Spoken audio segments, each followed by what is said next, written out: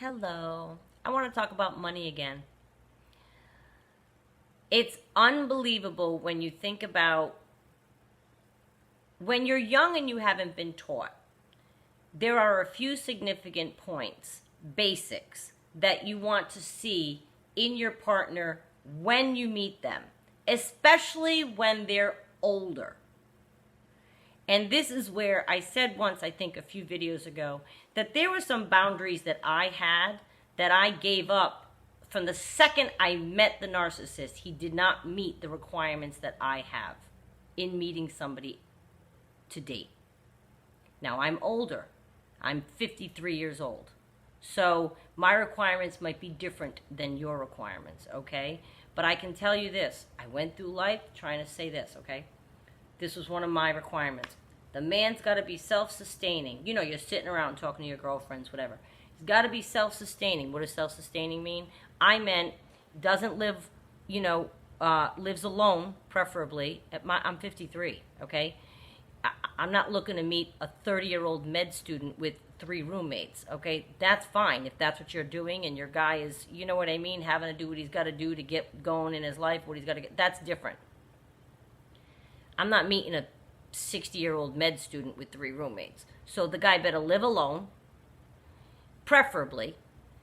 And if he can't live alone at the age that I date, there's a problem.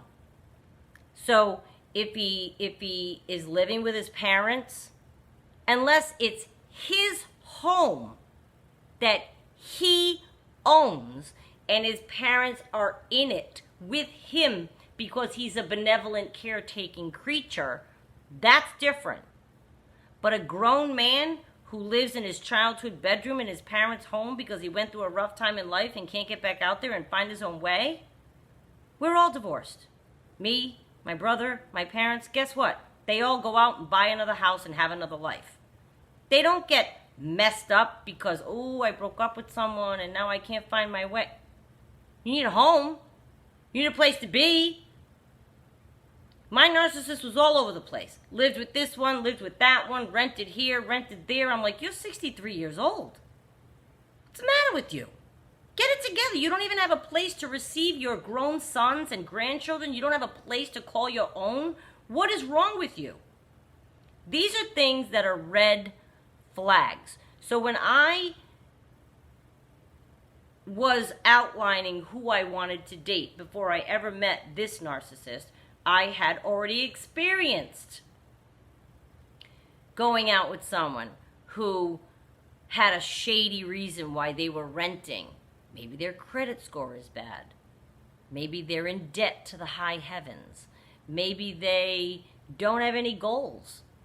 They're in their job and they're fine and they don't care about improving and they're not ambitious and all of this. This is not about you have to meet somebody with money in order to be happy. This has zero to do with money like that. This has to do with, are you picking someone who is self-sustaining? If you are self-sustaining and the person is self-sustaining and then you meet, that is some good stuff to have in the beginning. If you're self-sustaining and they need a place to stay, and they make it sound like, ooh, but I'll do everything for you, and I'll come into your world, and I'll live in your home, and I'm going to help you, and I'm going to do everything around the house, and you won't have to lift a finger, and blah, blah, blah, blah. Sounds attractive, doesn't it? But you have to say to yourself, why are they doing that? Look at do they have a place of their own? Do they? Can they? Do they have the ability to live on their own? I'm sorry, again, if you're young and you're 23, 25, 28, 35, and you're going forward and you're picking a person, you want to make sure that that person is in the grown man lane before you even have a date with that person. Are they in a grown man lane? And what I mean by grown man lane is this. My parents, who were divorced when I was very young, they got married at 17 and 19. My dad bought their first house at that age. And then they bought another house. And then they bought another. When they divorced, my dad bought a house. My mother had a house. I mean, it's never been that they were wayward and renting and unstable and no footing. I have hardworking parents, very, very hardworking people I hail from, okay? And they always made sure that they were self-sustaining. Self-sustaining people are very important when you're trying to get into a relationship with them.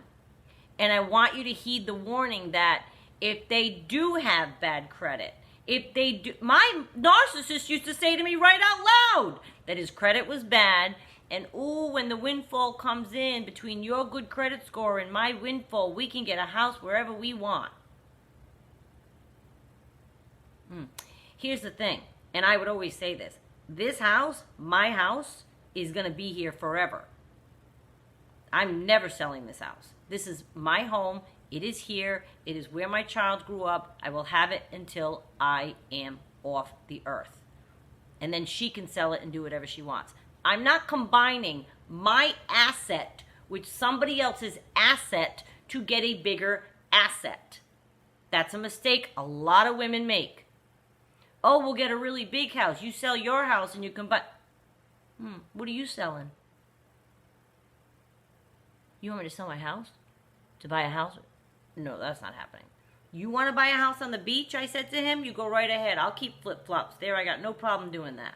But you're not losing it. You're not using any part of what I've established and my assets to do it. You're a grown man. You want a grown boy house? Go get it. So we'll have 2 houses. My house in Orlando is not going anywhere. If you have property or money or a good credit score or you're self-sustaining and you have goals in your job and you're ambitious, you want to try to find somebody that matches that, not somebody that's going to suck that away from you. I knew one married lady who did that. She sold her house, moved in with the new husband. Before you knew it, they bought other houses and they went on this life together. Okay, fine. She said to me once, she said, you know, if I had never sold my house, I would have divorced him in a year.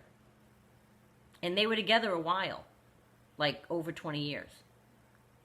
She said, I would have divorced him that first year. I wish I never sold my house. And that was kind of a lesson to me. I'm never going to not have a place to go. I already have one. I don't need it to be bigger. I don't aspire for it to be bigger. I don't aspire for anything. There's no steps in this house. I can be 95 in this house and get around just fine. I'm perfectly happy, happy, happy in my place. So I want to caution you against combining things with someone that has a lot of promises. Because unless they're showing you that they've done it also.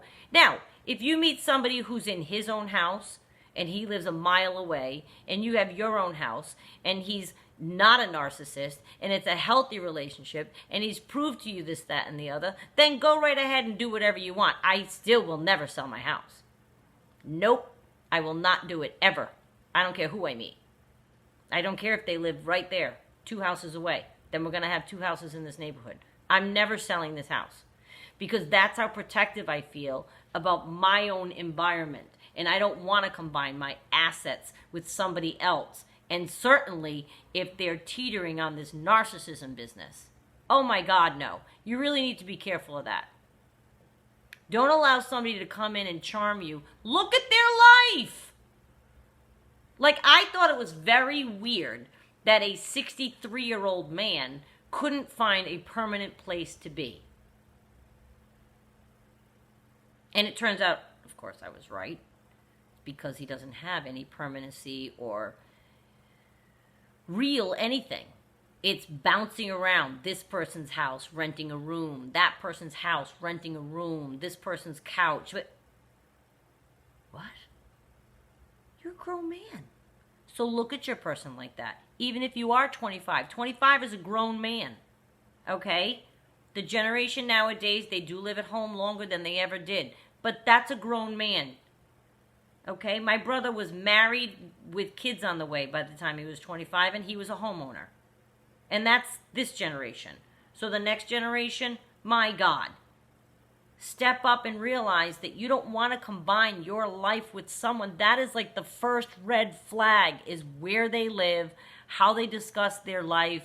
Do they like their life? Now, if they're going through, say, well, I'm getting a divorce, so I'm renting this apartment because, you know, this is... You have to make sure they're telling the truth. They could be lying. But if somebody really is, I'm saying, going through that and they're renting temporarily until that gets worked out and then they're going to buy something, that happens all the time in life, okay? There can be a transitional place. I'm not saying somebody's bad because they rent, but my God, they better be living by themselves if they're a grown man. Oh, I'm renting a room in somebody's house. So now you know their name isn't even on a lease. If you're young, let me explain to you what that means. That means they have no permanency, they have no good credit, and they couldn't come up with the deposit necessary to move into a place on their own. They don't own any furniture. I mean, the list goes on. So you're renting a room in somebody's house with your clothes and shoes, so you don't own anything? You don't have like a dining room set you need to go visit somewhere? Nope. These are red flags, my friends, and you need to look at that. And it has nothing to do with you need to marry somebody with money or... No, we're not talking about that. We're talking about regular, hardworking, self-sustaining people. I don't care if the guy you like is a carpenter and he built his own house. That would be a very attractive type person to be with. Talk about self-sustaining. Has nothing to do with if they're a gazillionaire and they have a great place here and there. That has nothing to do with it. Please understand, money has nothing to do with integrity. Oh my God, people that think that are narcissists. They chase it. They think that's the answer. Yet they don't have it. So please look at that. And we're going to talk about more about money because I just don't want you to give an inch. Okay.